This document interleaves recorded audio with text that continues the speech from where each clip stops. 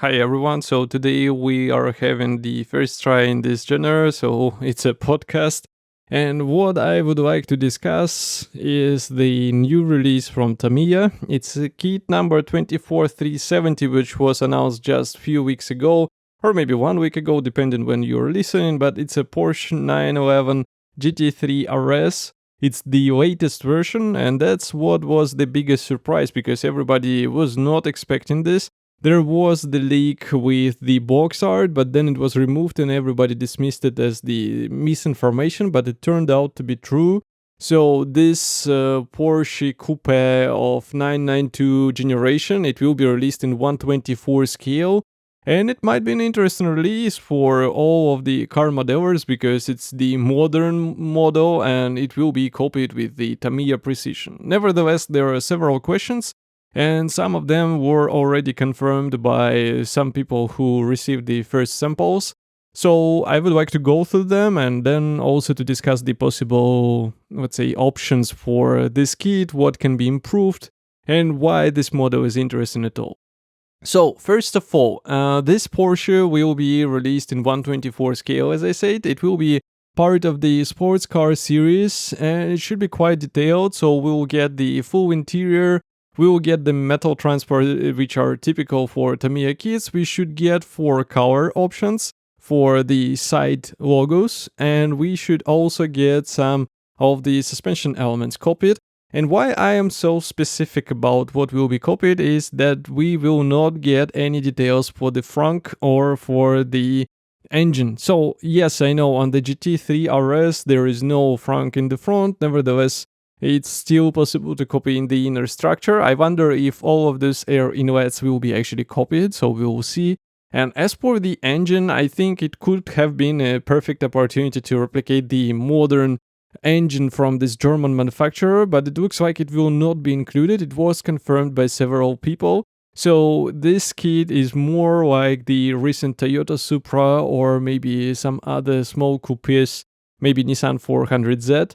Not like the McLaren Senna, for example. So do not expect the full-fledged details here out of the box. And here we come to the possible options. So that's why I was mentioning in the beginning that there will be a huge amount of the opportunities for this kit. And we are not even starting with the tuning sets for this model. And the first option, of course, is the engine.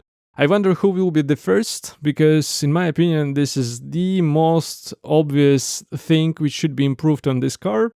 I would be even happy to assemble it separately and display it close to the car, but I think this is definitely something to consider. Next thing is the wheels, because as far as you can see on the box art, there will be only one option of the wheels.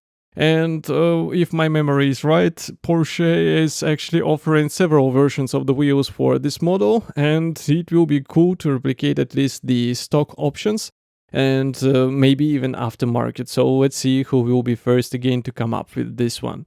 So another thing is that on the box art, you can see the version with the rear wing. As far as I remember, there was also the possibility to order it without the rear wing, and again it will be interesting how it will be replicated. Why I'm mentioning this, because there are also certain modifications which are based on this version, so maybe with some, if we can call it trans kits, you will be able to replicate them as well. And also I wonder if this new body of 911 can be also used for some more sophisticated modifications. Even the recent Dakar version, which was a slightly lifted version of the 911, it would be cool in 124 scale, so who knows, maybe some manufacturers will come up with the idea on how to modify it. And in the worst case, you can just modify the GT3 RS, just lift it a bit and modify the body shell, and you'll get an interesting, I would say, tuning set for this famous German car. So the expected release should be quite soon, because as I said already, some of the model outlets receiving their first samples. I will be getting it myself, so my review will be slightly delayed.